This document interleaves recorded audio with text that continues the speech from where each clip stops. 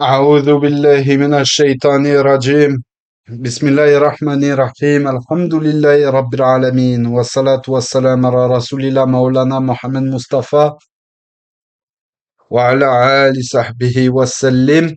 مدد يا الله، مدد يا رسول الله، مدد يا أولي الله. أما بعد. Ceci étant dit, alors j'essaie de retrouver la carte. Ah voilà, c'est là. Merci.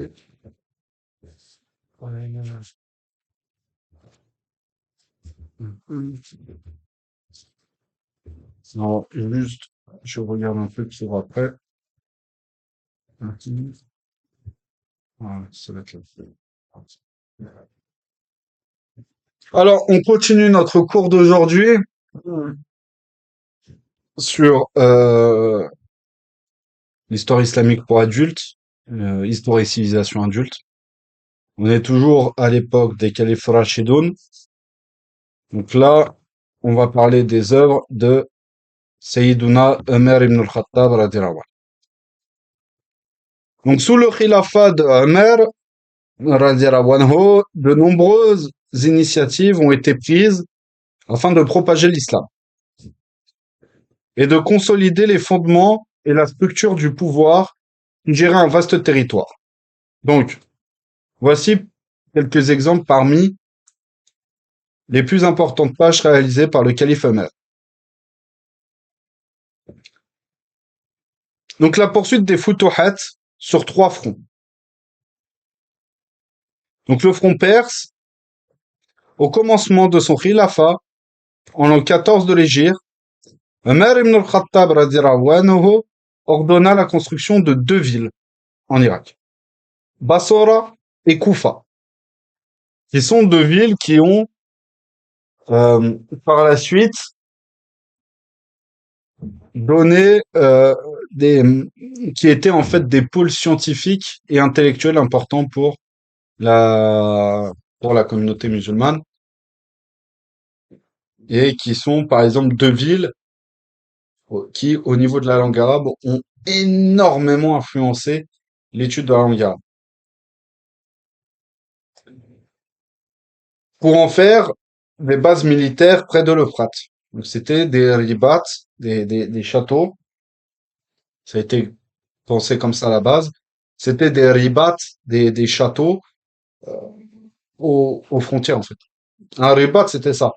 C'est un château militaire où tu postais une garnison et qui était à la frontière en fait entre ton État et un État adverse, qui permettait de sécuriser en fait les frontières, de sécuriser les frontières. Donc les musulmans affrontaient des tribus alliées aux Perses. Abu Musa al-Ash'ari radiallahu anhu fut nommé gouverneur de Bassora. Néanmoins, sur les conseils d'Al-Ahnaf ibn Qais, le calife Omer décida d'étendre les Futuhat et ordonna à Al-Ash'ari de lever une armée et d'attendre ses ordres. Pourquoi? Tout simplement parce que prendre les devants, comme disent certains adages, la meilleure défense, c'est l'attaque.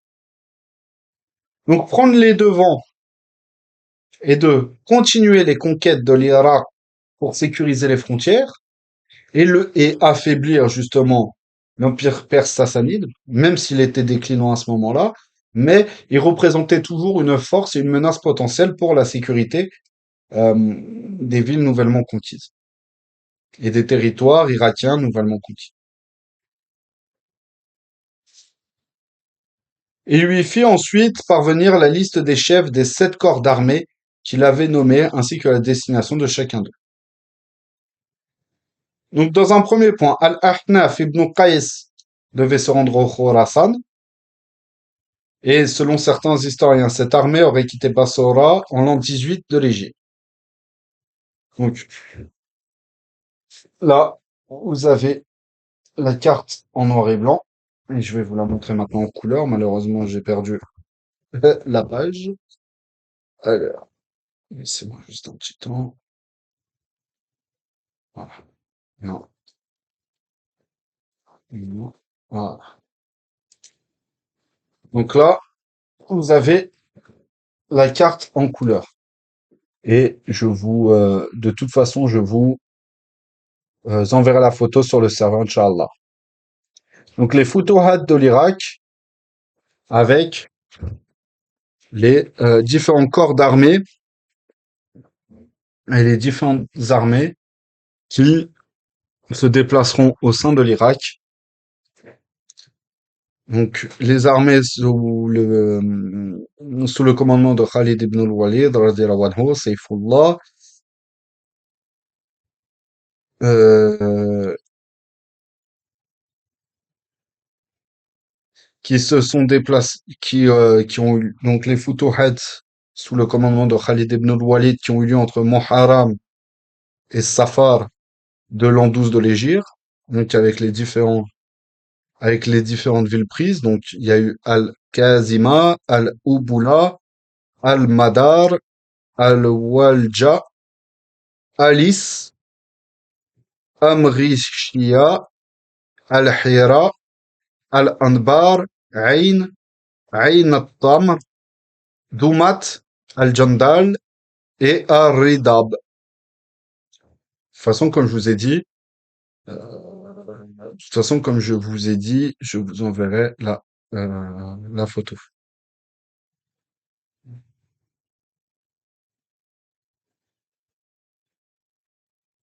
Et donc, euh, mhm, mhm.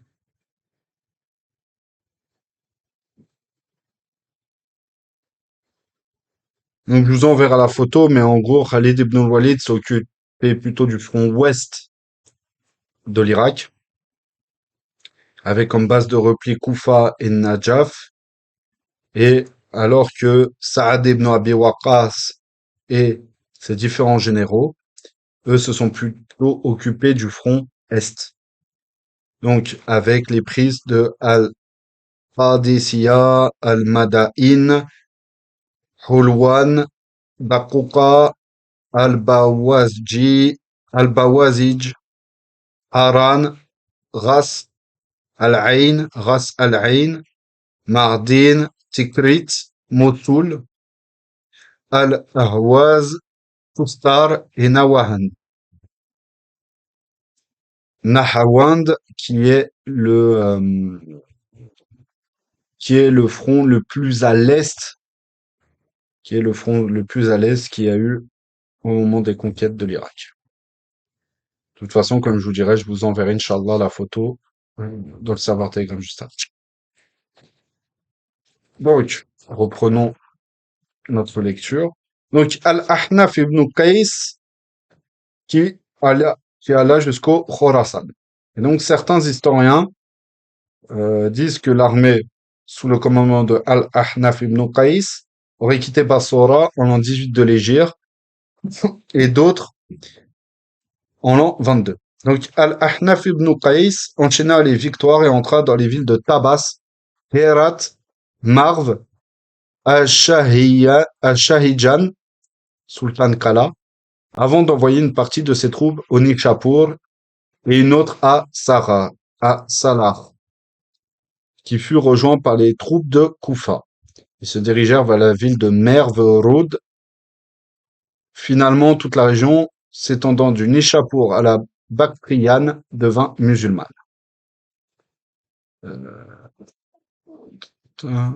C'est une grande partie de l'Iran actuel, avec une partie de l'Asie centrale et de l'Afghanistan. Donc, Al-Mujashi ibn Ma'soud se dirigea vers Ardeshir Koreh. Ce compagnon se rendit d'abord à Sapor, puis à Ardeshir Koreh. Les Perses lui résistèrent à Touj, mais il parvint à les vaincre et les habitants de la ville choisirent de payer la jizya. Ibn Ma'soud informa le calife de ses victoires et lui fit parvenir un cinquième du butin, donc Al-Anfal. Othman ibn Abi al-As al-Taqafi à Istakhr. Donc il affronta l'armée locale, non loin de la ville, et remporta la victoire. Les habitants acceptèrent également de payer la jizya. Ces armées avancèrent ensuite jusqu'à Kazerun, puis Numanjan, avant de rejoindre les troupes d'Abu Musa al-Ash'ari et de progresser avec lui vers Shiraz et Arjan. Ces deux villes acceptèrent également de payer la jizya et le kharaj. Donc le kharaj, c'est un impôt qui est, lui, beaucoup plus basé au niveau de la terre, donc sur les possessions terrestres. Donc petit rappel. Hmm.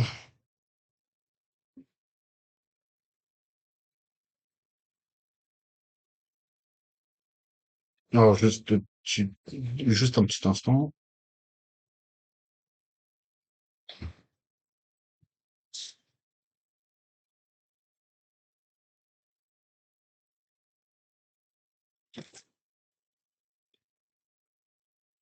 Donc petit rappel sur ce que c'est que la jizya. Histoire de faire très très simple, la jizya est une taxe qui est imputée aux hommes musulmans aux hommes non musulmans, pardon, en âge de se battre. La jizya est plus faible que la zakat. Elle représente un centième des biens sur une année. Et c'est uniquement aux hommes non musulmans de la pays. Pourquoi? Euh, je vais faire un parallèle qui peut paraître bizarre, mais c'est le meilleur moyen pour moi de vous faire comprendre le principe de la jizya. Aujourd'hui, un étudiant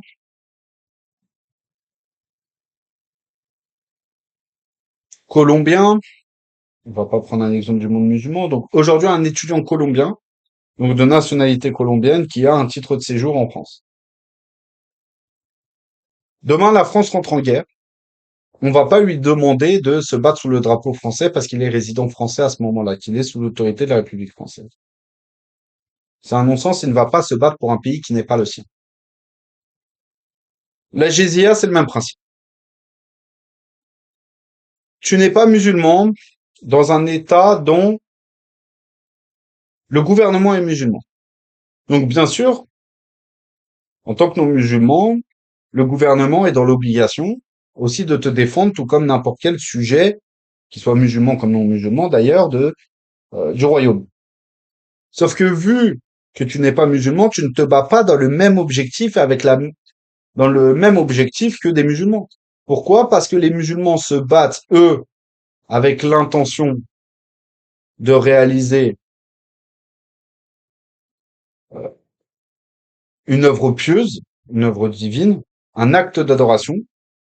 Et vu que toi, tu n'es pas, enfin, quand je dis toi, c'est un tu impersonnel, mais vu que le non-musulman ne se bat pas avec ne peut pas se battre avec, en fait, avec une intention de satisfaire Dieu, puisque il n'a pas la même croyance. On ne peut pas lui imposer de prendre les armes pour défendre l'État. Mais, en contrepartie, si tu es en âge de te battre, en contrepartie justement de cette décharge du combat, du djihad, tu dois payer en fait un impôt. C'est pour ça que la jizya incombe uniquement aux hommes en âge et en capacité physique de se battre. C'est-à-dire que les femmes ne payent pas la jizya, les enfants ne payent pas la jizya, les personnes âgées ou les infirmes ne payent pas la jizya. Et comme je le rappelle, c'est la jizya, c'est un centième de ce qui est gagné en une année. Donc beaucoup plus faible que la zakat. Voilà en gros la jizya, histoire d'expliquer un peu très simple.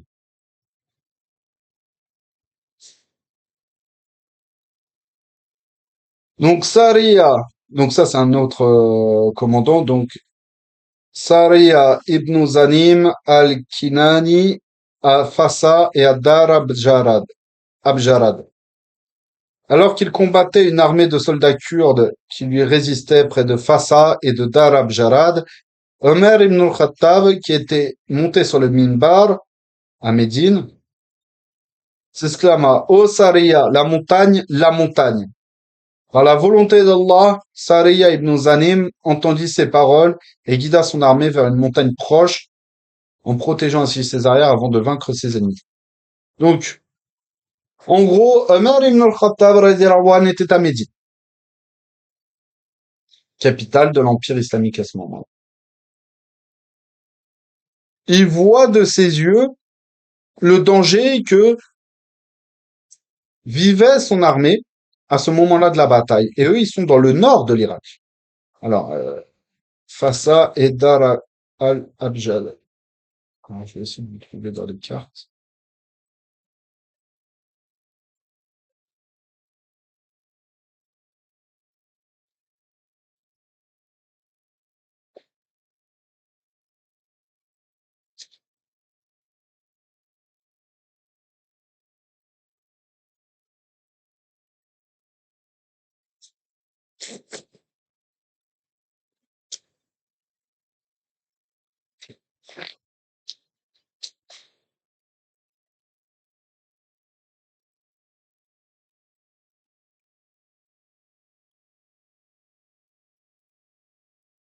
Dar al-Abjal. J'essaie de vous retrouver la ville.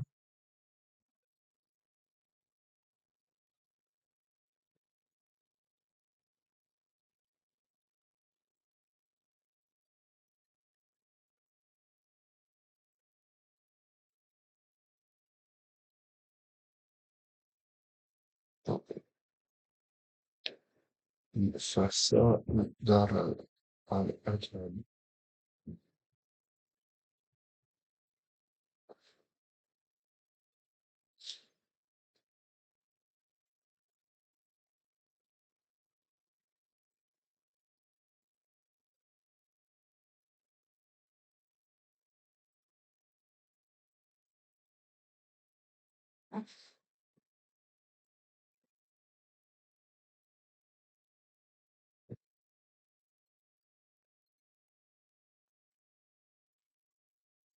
Bon, j'arrive pas à retrouver sur les cartes. Mais en gros, histoire de vous donner une idée, euh, histoire de vous donner une idée, en fait, le coin dont on parle, on est au-dessus de Mossoul. On est dans cette région-là, à peu près, pour vous donner une idée. Et donc, on est dans le nord de l'Irak actuel, et Omar ibn al-Khattab, lui, est à Médine. Il voit le danger que subit son armée, comme vous qui regardez, en fait, cette rediffusion ou cette rediffusion. Et du coup, Omar ibn al-Khattab, radiallahu anhu, parle à son armée comme moi je vous parle à travers le micro, l'écran, etc. Mais c'est le même principe. Et ça, tout ça, c'est ce qu'on appelle une karama. Omar ibn al-Khattab a vu son armée comme moi je vois à l'écran de mon ordinateur, etc. Et il parlait à son armée comme moi je parle à travers l'écran de mon ordinateur. Sauf qu'à l'époque, vous doutez bien qu'il n'y avait pas d'ordinateur, vous doutez bien qu'il n'y avait pas de smartphone, vous doutez bien qu'il n'y avait même pas Internet. Donc, comment c'est possible? Par la permission d'Allah Azza wa Jal, kun fayakun, tout est possible. Et ça, c'est quelque chose, ce genre de karama-là ne sont pas accessibles à tout le monde. Ce genre de karama-là est accessible à des gens qui se sont complètement abandonnés à Allah Azza wa Jal et à son envoyé, Sayyiduna Mohammed Mustafa alayhi salatu wassalam. Mohim. Continuons. Donc, Souhail ibn Uday à Kerman. Donc, alors qu'il est en route vers Kerman, il fut rejoint par Abdallah ibn Utban et son armée. Les troupes musulmanes remportèrent leur bataille contre les armées qui leur résistaient. Asim ibn Am à Sistan. Il fut rejoint par Abdullah ibn Omer et son armée. Tous deux affrontèrent les armées de Sistan, préparant une défaite. Celles-ci se retirèrent dans la ville et finirent par accepter l'accord de paix proposé par les musulmans et de payer le tribut. Al-Hakam ibn Omer at-Taghribi à Makran. Donc lui aussi fut rejoint par d'autres compagnons. D'abord par Shihab ibn al-Mukhariq, puis par Suhayl ibn Adi, et enfin par Abdullah ibn Udban, et ceux qui l'accompagnaient. Ils rencontrèrent l'armée de Makran, qui avait reçu des renforts de Sind à Dewin. Ce fut une nouvelle victoire pour les musulmans.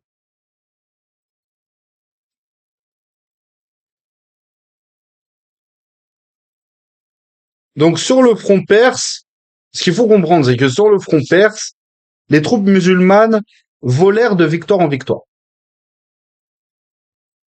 par la volonté d'Allah. Néanmoins, les Perses, bien que surpris par ces victoires successives, ne tardèrent pas à réagir. Ils décidèrent de mettre sur pied une immense armée pour stopper la progression des musulmans et reconquérir leurs anciens territoires. Ils rassemblèrent, selon la version d'Ibn Kathir, 150 000 soldats et se dirigèrent vers Bassora et Koufa, les deux bases militaires de l'armée musulmane, car ils savaient pertinemment qu'en s'emparant de ces deux villes, ils pourraient facilement reconquérir le reste des territoires qui leur appartenaient auparavant. En apprenant la nouvelle, le calife Omer ibn al-Khattab radiyallahu anhu rassembla les musulmans et leur dit: Je vous propose de marcher moi-même à la tête d'une armée et d'installer un campement entre Bassora et Koufa. Néanmoins, Ali ibn Abi Talib karamallahu wa Shafa' alayhi salam proposa de faire intervenir les 2 tiers de l'armée de Bassora et les 2 tiers de celle de Koufa. Sa proposition fut acceptée. Une immense armée fut constituée et An-Nu'man ibn Muqarin fut désigné à la tête de cette armée. Cette immense armée affronta les Perses lors de la célèbre bataille de Nahavand. Cette victoire éclatante des musulmans sonna le glas de l'Empire perse. Donc, avant de continuer, on va, Inch'Allah, prendre quelques récits de bataille. Quelques récits de bataille. Et ça, je le dirai plus tard. On verra ça.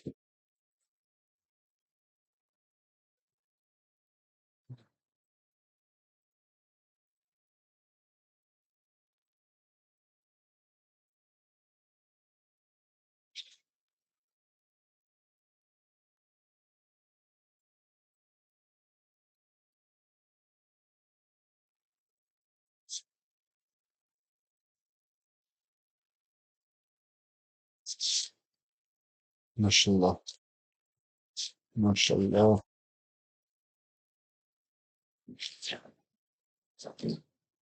Alors, je vais allumer la lumière parce que je commence à être vu et je vois plus très bien.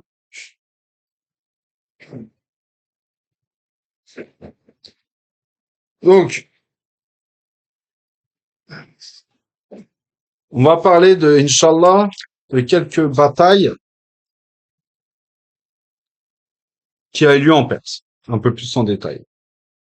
Donc, Abu Ubaïda marcha sur Homs en venant de Fihan. Il envoya Charles Habil et ceux qui l'accompagnaient à Bissan, et ils combattirent les habitants en faisant beaucoup de morts parmi eux, avant de trouver un compromis avec Damas. Ah non, donc ça c'est dans le Sham. J'ai rien dit. Donc ça on est dans le Sham, on verra ça après Inch'Allah. Donc Rostom, un chef de l'armée perse, mis à la disposition de Bahman Jazouai et de ses soldats des éléphants pour le combat. Pendant ce temps-là, Abu Ubaïda, chef musulman, était à un endroit appelé Al-Mawaha. Al-Mawaha. Et son épouse lui rapporta avoir vu en songe un homme descendre du ciel avec une coupe remplie de boissons, qu'il but, lui et ses compagnons. Ubaïda fit cette interprétation. Si Allah le veut, Inch'Allah, cette vision prélude mon martyr. Donc le fait qu'il tombera martyr lors de cette bataille. Dès lors, Abu Ubaïda, radiallahu anhu, fit rassembler des gens et leur fit cette recommandation. Si on me tue, un tel prendra ma place, à la tête des troupes. Si celui-ci est tué, sa place reviendra à un tel, jusqu'à citer tous ceux qui ont été vus dans le songe en train de boire de la coupe et auxquels était successivement revenu le commandement. Ensuite, le commandement finit par revenir à Al-Muthanna. Bahman Jazouaï écrivit à Abu Ubaïda en lui proposant: si tu te décides à traverser le pont pour nous rejoindre, nous vous laisserons traverser, ou bien vous nous laisserez traverser pour vous rejoindre. Quand les musulmans le dissuadèrent de traverser, Abu Ubaïda se mit en colère en se révoltant. Ces gens ne sont pas plus courageux que nous devant la mort. Il traversa le pont pour rejoindre et constata que les Perses utilisaient des éléphants à la place des chevaux. Ce que, voyant les musulmans paniquèrent et prirent la fuite car ils n'avaient pas vu auparavant de telles bêtes. Et donc, en essayant de marcher vers les Perses, les chevaux des musulmans paniquèrent d'avance. En revanche, les Perses qui avançaient juchés sur des éléphants ne trouvèrent aucune résistance du fait qu'à leur vue, les chevaux des musulmans se dispersaient. Les choses se compliquèrent pour ces derniers, ce qui obligea Abu Ubaïda radiallahu anhu et ses compagnons à descendre de leur monture pour combattre à pied l'ennemi avec leurs glaives. Abu Ubaïda radiallahu anhu s'adressa aux musulmans et leur dit: braquez les éléphants et sectionnez leurs sangles, et faites renverser leurs occupants. Dès lors, il se précipita vers un éléphant blanc, dont il réussit à sectionner la sangle qu'il portait, et cela entraîna la chute des soldats qui se trouvaient sur lui. Il fut imité par ces soldats, si bien qu'il ne resta pas un éléphant qui ne soit pas soulagé de la charge de ses occupants tués. Malheureusement pour Abu Ubaïda, l'éléphant se lâcha sur lui et le piétina à mort. Même s'il réussit à lui porter des coups de sabre, l'étendard qu'il tenait fut ainsi saisi par son remplaçant direct à la tête des musulmans, qui affronta l'éléphant en réussissant à l'éloigner du corps d'Abu Ubaïda, mais qui finit par être tué par la bête. 7 musulmans se succédèrent les uns après les autres pour reprendre l'étendard et combattre. Ils moururent ainsi jusqu'au dernier. Ensuite vient le tour d'Al-Musanna qui de se saisir de l'étendard et qui jeta de l'émoi et de la frayeur au sein des gens qui étaient autour de lui. En voyant l'état d'agitation dans lequel se trouvaient les musulmans, Al-Muthanna lança: ô gens, si vous aspirez au triomphe, mourrez pour la cause qui a poussé vos chefs à mourir. Dès lors, les polythéistes les entraînèrent au niveau du pont, et il ne resta plus aux musulmans qu'à se jeter dans le fleuve Euphrate, du moins une partie d'entre eux, avec un lot de noyés et de rescapés. Les musulmans perdirent à l'époque 4000 hommes, répartis entre noyés et tués dans le combat. Quant aux Perses, ces derniers déplorèrent la mort de 6000 hommes. Donc, défaite relative. Les événements d'Al-Qadisiyah. Les musulmans assaillirent les Perses en Irak. Des Perses qui ne s'entendaient pas entre eux à l'époque. En effet, les personnes influentes parmi les Perses allèrent trouver les deux chefs en différent entre eux, et qui étaient Rostom et Al-Firzan. Ils les menacèrent: soit vous vous entendez entre vous, soit on vous déclare la guerre, car vous êtes en train de nous exposer au désastre. Ils répondirent donc à l'appel de leur peuple. Pour ce faire, ils décidèrent de trouver quelqu'un capable de régner sur eux, de les guider et d'unir leurs rangs. Ils trouvèrent celui qu'ils cherchaient à travers un jeune homme du nom de Yazdajard. Il avait tout juste 21 ans quand ils lui donnèrent les rênes du pouvoir et s'unirent autour de lui. Les chefs, tout comme les commandants, rivalisèrent pour lui obéir. Quant à lui, et s'empressa de désigner les commandants et les soldats dans tous les postes frontières d'Al-Muthanna, dans tous les postes frontières. Al-Muthanna fit alors rédiger une correspondance au calife Omer, radiallahu anhu, pour l'informer des faits. En prenant connaissance du message, Omer, radiallahu anhu, dit: Je jure par Allah que je frapperai les rois perses par ceux des Arabes. Il ne laissa ni le nom d'un chef, ni celui d'une personnalité d'influence noble et riche, ni d'un prédicateur ou d'un poète, sans les critiquer par ces derniers.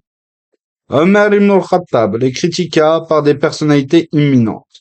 Puis il écrit à Al-Muthanna, lui demandant de marcher avec l'armée musulmane sur les Perses pour faire diversion, tout en appelant les cavaliers et les renforts venant des tribus d'Al-Rabi'a et Mudar pour les faire capituler de gré ou de force. Les musulmans descendirent à proximité d'Al-Basra pour affronter leurs ennemis. D'autres groupes de musulmans se sont joints à l'armée d'Al-Muthanna. En recevant du renfort de la part des Arabes, Omar ibn al-Khattab radiallahu anhu décida de les emmener avec lui en laissant Médine sous le commandement de Ali ibn Abi Talib alayhi salam. Il plaça à la tête de l'armée Talha qui, lorsqu'il consulta les gens au sujet de son déplacement en Irak, la majorité lui répondirent: Avance et on te suit. Omar ibn al-Khattab accepta donc leur réponse, puis revint vers les compagnons du messager d'Allah alayhi salatu wassalam, à l'image de Ali, Talha, Az-Zubair, Abderrahman ibn Auf, pour avoir leur avis sur la question. Aujourd'hui, ils lui conseillèrent de faire valoir son rang et d'envoyer après lui un autre homme que lui parmi les compagnons avec des soldats pour affronter les Perses. De la sorte, ils souhaitaient qu'Allah Jalla Jalaluhu fasse triompher les musulmans et périr leurs ennemis.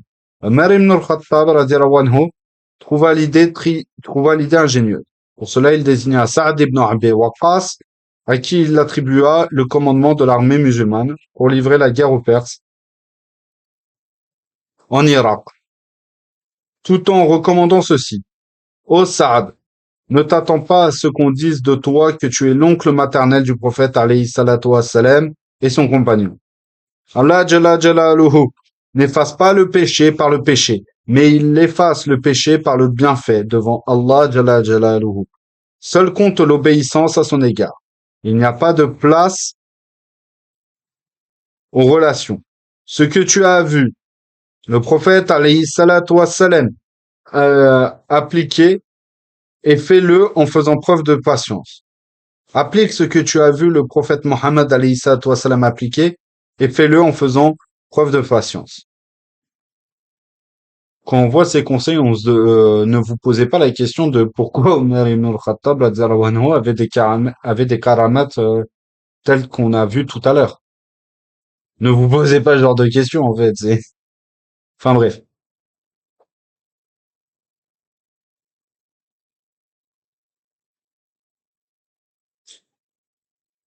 Il n'y a pas de place aux relations. Pardon. Ensuite, il le fit envoyer à la tête d'un effectif évalué à 4000 soldats, venus renforcer ses rangs. À son départ, il fut précédé de 1000 soldats yéménites.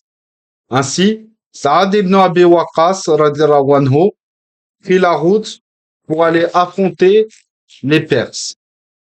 En chemin, il reçut la mauvaise nouvelle de la mort d'Al-Muthanna des suites de ses blessures, chose qui le révolta.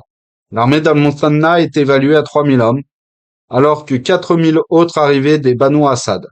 Ensuite, Al-Ash'ath ibn Qais rejoignit les musulmans en compagnie de 30 000 soldats.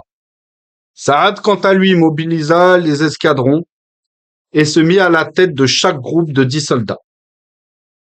Mit à la tête de chaque groupe de 10 soldats un caporal, tout en mettant les bannières entre les mains de ceux qui furent les premiers à entrer en islam. Ainsi, ils marchèrent sur Al-Qadisiyah. Ensuite, Saad prit attache avec les scribes de Umar ibn al-Khattab radhiyallahu anhu pour lui parler du plan retenu et recommandant aux musulmans de livrer combat aux Perses aux frontières de leur terre, c'est-à-dire à l'endroit le plus proche du sol arabe, et d'éviter de les combattre chez eux. De la sorte, si Allah Jalla Jalaluhu accorde la victoire aux musulmans, ils auront à disposition ce qui est derrière eux. Et s'il leur arrive quelque chose, ils auront la latitude de retourner chez leur peuple. Et puis, être dans leur terre leur donnera plus de courage avec l'avantage de connaître leurs repères, jusqu'à ce qu'Allah Jalla Jalaluhu fasse retourner la situation en leur faveur.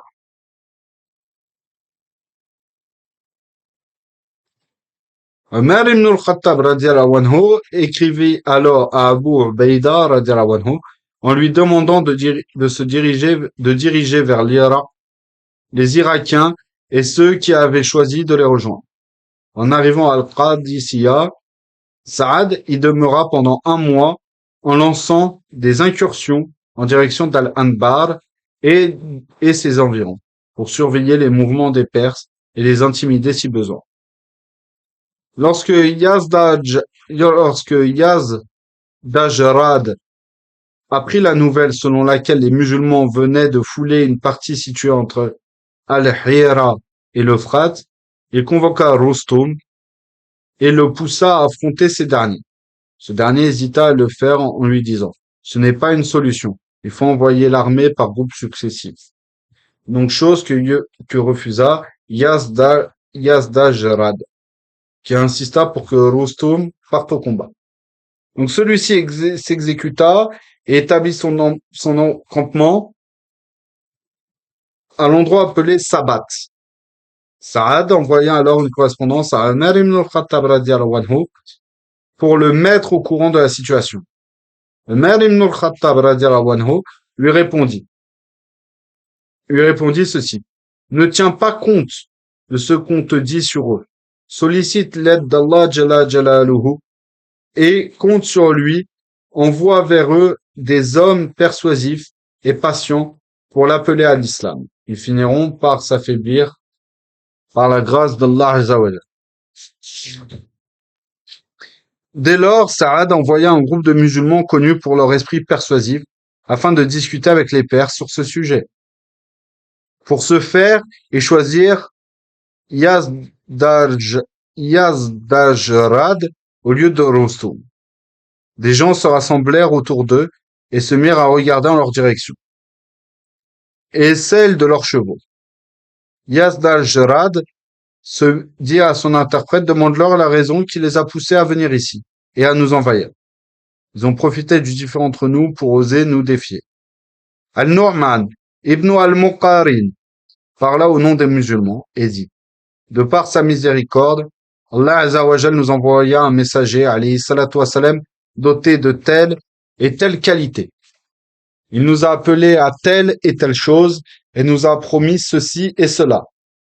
Il y a parmi nous des gens qui ont répondu à son appel et d'autres non. Ensuite, il nous a ordonné de combattre ceux qui l'ont contredit parmi les Arabes.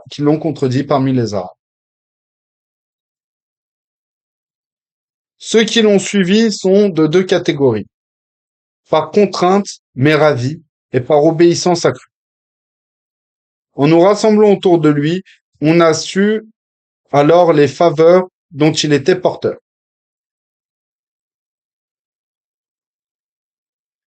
Puis il nous enjoignit de combattre les plus hostiles des communautés envers nous, non sans les appeler à l'équité. Si vous refusez, vous aurez à vous soumettre à une chose plus facile que ça, et qui est la capitation, al-jizya. Si vous refusez, ce sera alors le combat. Yazdajrad prit la parole et dit: je ne connais sur terre aucune communauté plus malheureuse, moins nombreuse et désunie que la vôtre. Les gens des environs nous rapportent souvent de vos nouvelles. Maintenant, si vous êtes en difficulté, nous sommes prêts à mettre à votre disposition de la nourriture et des vêtements, et même faire régner sur vous un souverain clément. Côté musulman, Haïs ibn Zurara intervint et dit: ce que tu viens de dire concernant le mauvais climat qui règne chez nous, cela on ne peut le nier, et il y a même pire. Puis il se mit à lui parler de la difficulté de la vie observée chez les Arabes et de la miséricorde d'Allah Jalla Jalaluhu qui vient de les envelopper à travers l'envoi du prophète Mohammed Mustafa alayhi salatu wassalam. Il répéta d'ailleurs ce qui avait été dit par Al-Norman avant de poursuivre. À toi de choisir entre la jizya, que tu dois honorer bon gré ou mal gré, et le fait de sauver ta tête en te convertissant à l'islam. Yazdajrad menaça. Si un messager avait été tué auparavant devant moi, je vous aurais sans doute tué.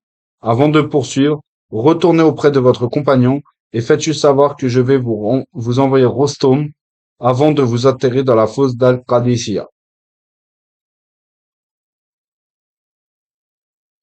En retournant chez Saad, il lui dit, réjouis-toi, Allah vient de nous accorder une partie du sol. En effet, au cours de leur conversation avec Yazdajrad, celui-ci leur donna une poignée de terre par arrogance ou par mépris de sa part.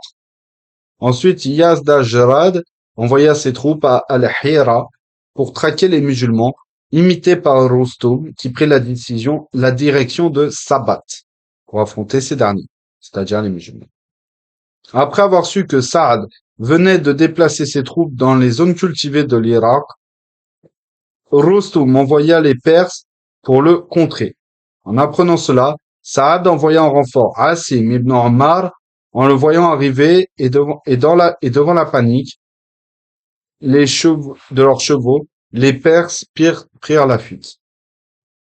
Rustum prit ensuite ses troupes et descendit à Al-Qadisiyah, une destination qu'il rejoignit après un voyage qui dura 4 mois après avoir quitté les cités perses.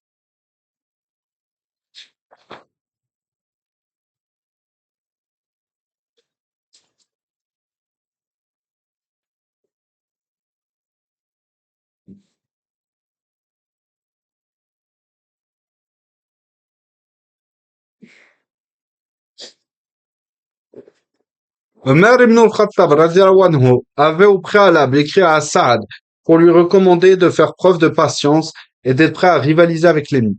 Une fois à Al-Qadisiyah, Rustum décida d'aller à l'affrontement avec les musulmans. Tellement les combattants affluèrent de partout que le doute se mit à gagner les rangs des musulmans, en raison du grand nombre de l'ennemi.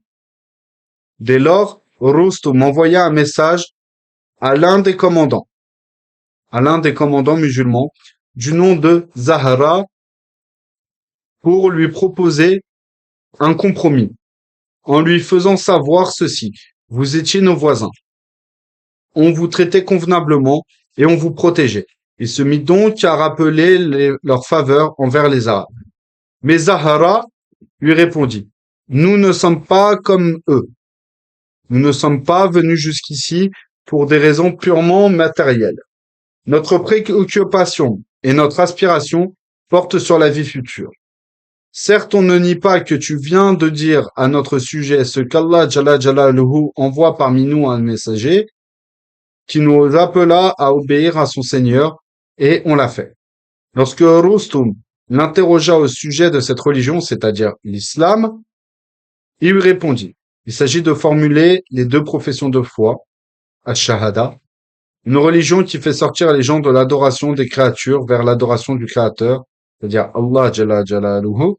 Et Rustum demanda: en exaucant votre demande, vous tiendrez-vous prêt à repartir d'où vous venez? Il lui répondit: je vous jure par Allah. Rustum prit congé de lui et appela les Perses pour les mettre au courant de la chose, mais ces derniers refusèrent et s'obstinèrent dans leur regard. Ensuite, il sollicita Sa'd ibn Abi Waqqas en vue de le déléguer pour discuter avec eux.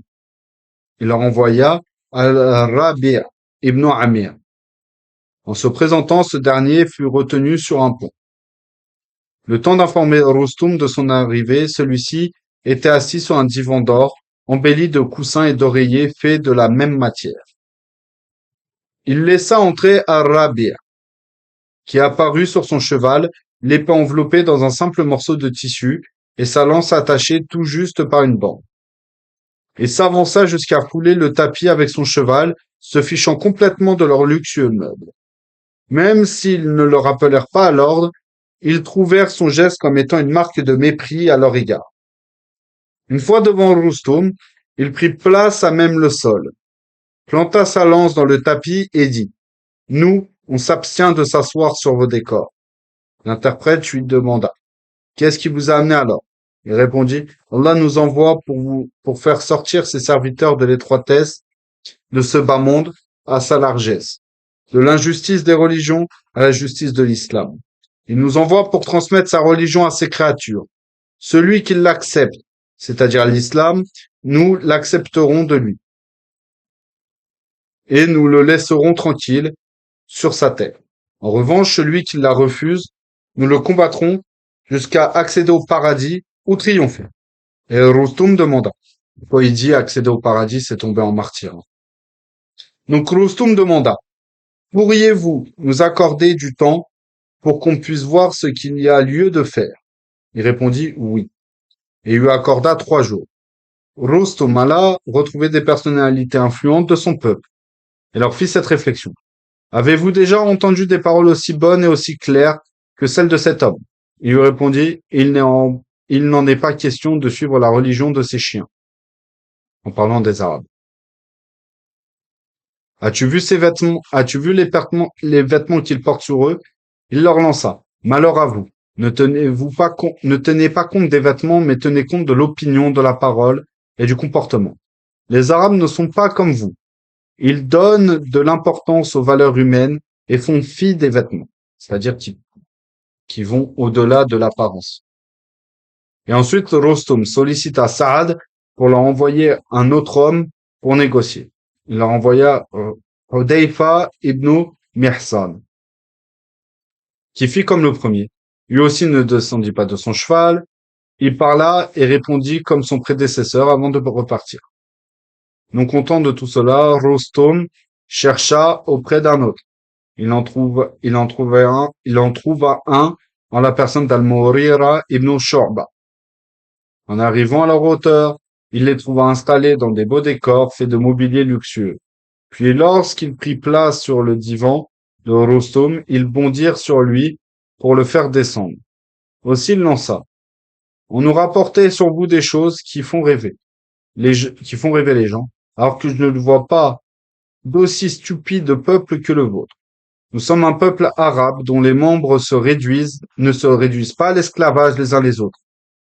Moi qui pensais que vous entraidiez entre vous comme nous, moi qui pensais que vous entraidiez entre vous comme nous, alors que vous n'aviez pas trouvé mieux que de m'apprendre que des gens parmi vous soumettent à leur pouvoir d'autres personnes. Une telle chose ne vous honore pas, et on ne la retrouve pas chez quiconque. Ce n'est pas moi qui suis venu vers vous, mais c'est vous qui m'aviez fait appeler aujourd'hui.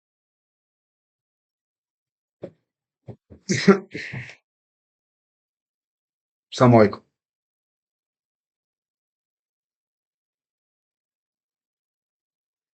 Donc des gens de basse condition dirent alors: On jure par Allah Jalla Jalaluhu que l'arabe dit vrai.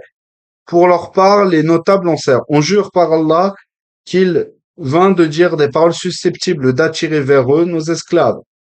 Fasse Dieu voué aux gémonies nos prédécesseurs lorsqu'ils méprisaient la capacité d'agir de cette communauté. Et là, il parle toujours des Arabes.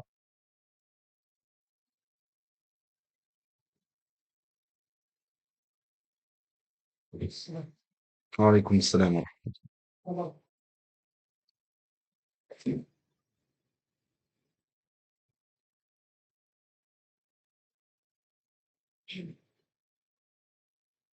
Donc ensuite, Rostom prit la parole après avoir loué son peuple et glorifié leur capacité d'agir en disant: On continue de posséder le pouvoir dans ce pays, d'avoir l'ascendant sur les ennemis et de jouir de la grandeur parmi les communautés. Personne ne peut se prévaloir d'une puissance et d'une souveraineté comme la nôtre. On prend le dessus sur eux, c'est-à-dire nos adversaires, sans qu'eux ne puissent prendre le dessus sur nous, sauf 1 ou 2 jours, voire un mois à cause de nos péchés. Si Allah se venge de nous, puis nous agrée, il finit par nous faire triompher sur l'ennemi.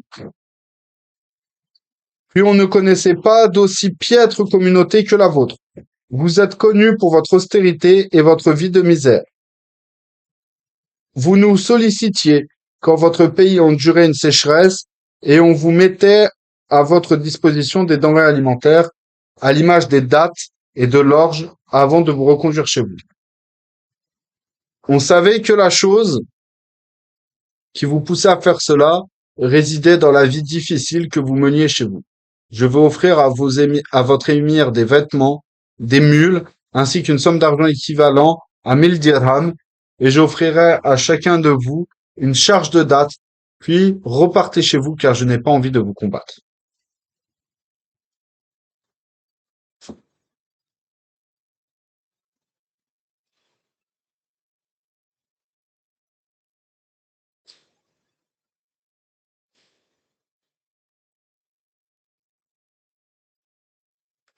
Donc, en gros, euh, histoire de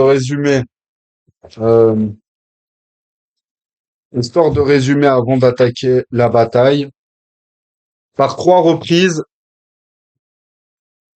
les musulmans essayèrent de faire entendre raison aux Perses et essayèrent de les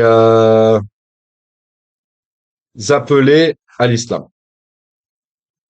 Sauf que les Perses font preuve d'une forme de racisme, d'une forme de racisme et de condescendance vis-à-vis des Arabes. Ce qui fait qu'ils ne les prennent pas au sérieux et qu'ils refusent toute possibilité justement de paix durable via la conversion ou la jizya. Ce qui força les Arabes à attaquer, et c'est ce qu'on va voir maintenant. Et après, on va s'arrêter, Inch'Allah. Et la semaine prochaine, on continuera avec la conquête d'Al-Madain. Voilà. Après, on ira sur les... Et après, on ira, Inch'Allah ou Ta'ala, sur les conquêtes d'Hisham. Donc, à l'époque, l'armée perse était évaluée à 60 000 soldats, alors que celle des musulmans était destinée entre 7 et 8 000 combattants. Comme préalable, Saad enjoignit aux musulmans de réciter la sourate Al-Anfal. Après l'avoir récité, ils sentirent la sérénité envahir leur cœur avant de proclamer la grandeur d'Allah. Allahu Akbar.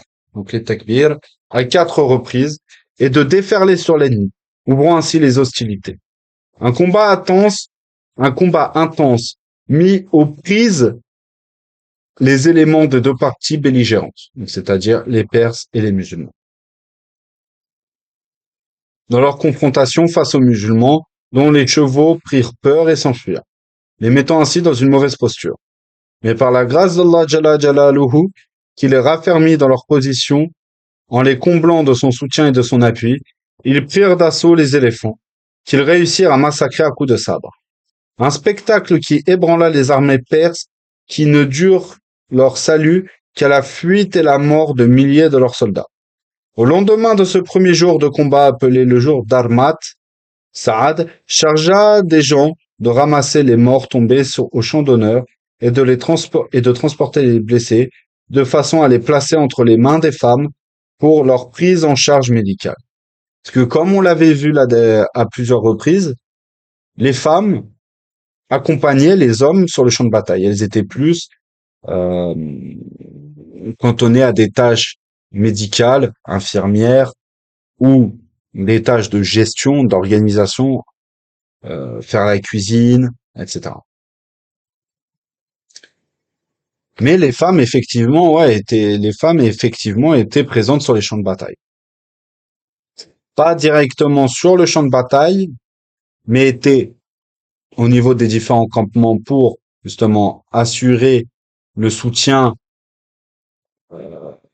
assurer le soutien médical et alimentaire, etc. Et en cas de besoin, pouvaient être également des renforts en cas de besoin, etc. Et aussi une grosse source de motivation, il faut se le dire.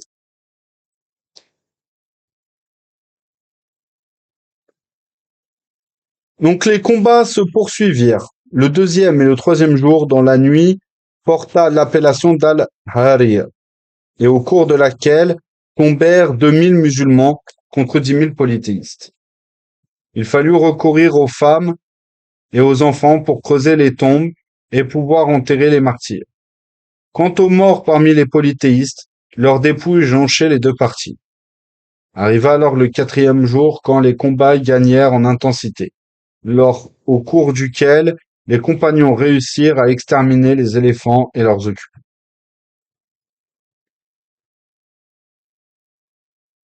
Au sortir de ces jours, un groupe de valeureux compagnons fut durement éprouvé, à l'image par exemple de Talha Asadi, Amr ibn Ma'di Ka'b, Al-Qaqa ibn Amr, Jarir ibn Abdullah al-Bajli, Dirar ibn al-Khattab, ainsi que Khalid ibn Urfata, et d'autres parmi les braves combattants. Lorsqu'arriva midi de ce fameux jour, donc ce jour est appelé le jour d'Al-Qadisiyah, et qui coïncida avec un lundi du mois de Muharram de la 14e année de l'Hégire.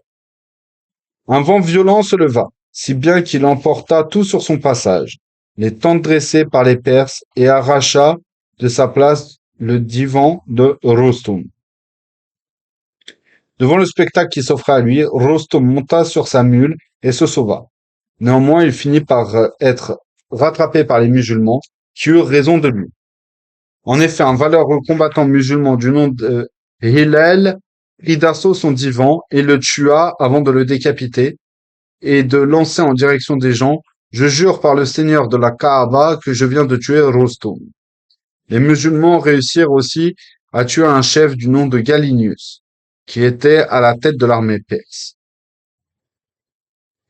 Il fut rejoint par d'autres musulmans qui combattirent à leur côté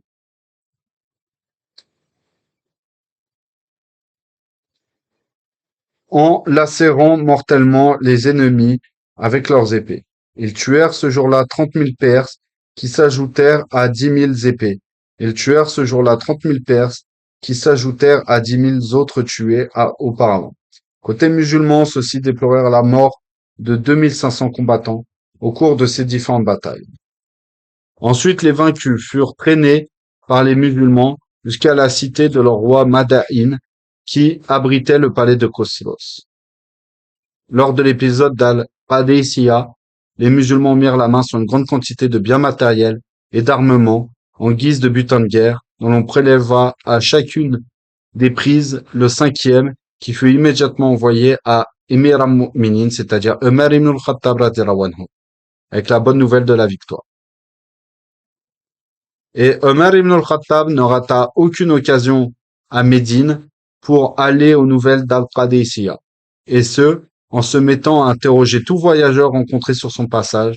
En effet, il aimait sortir de Médine pour se placer dans la direction menant vers l'Irak, pour savoir la vérité sur l'évolution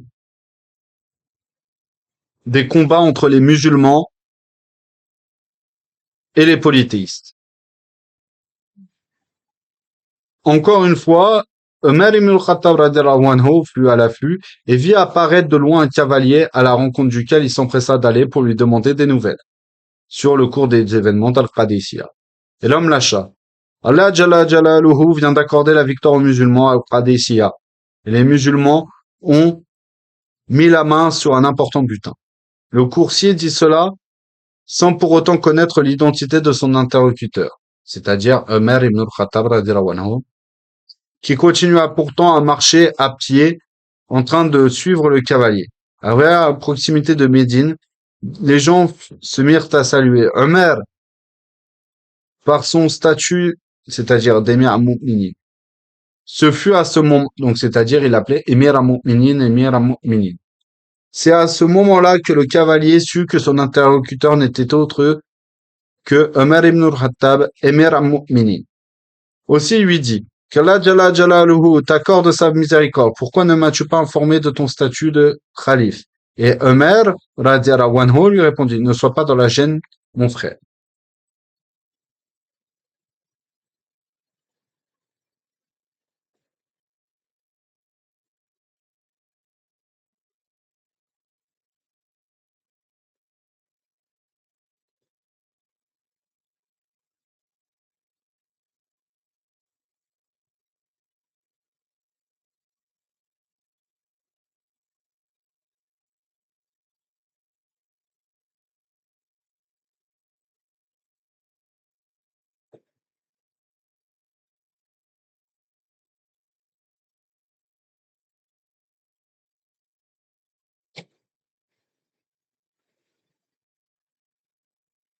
Donc, le butin de guerre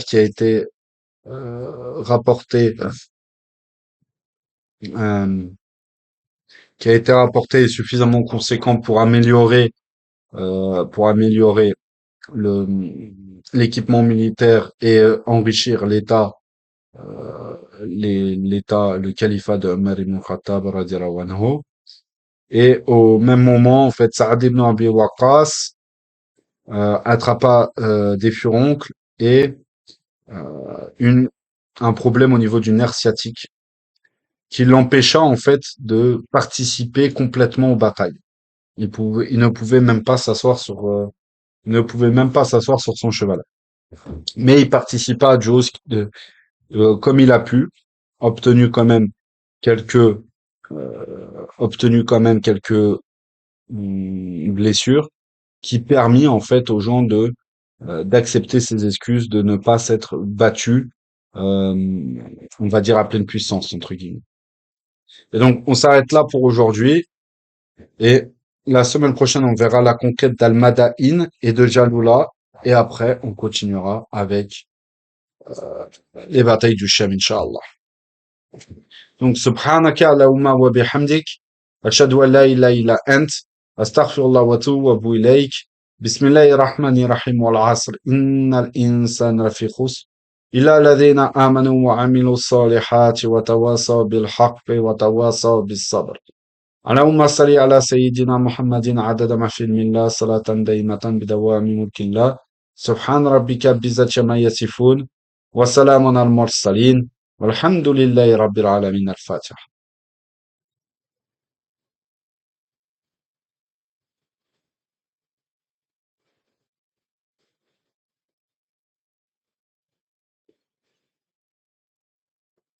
السلام عليكم.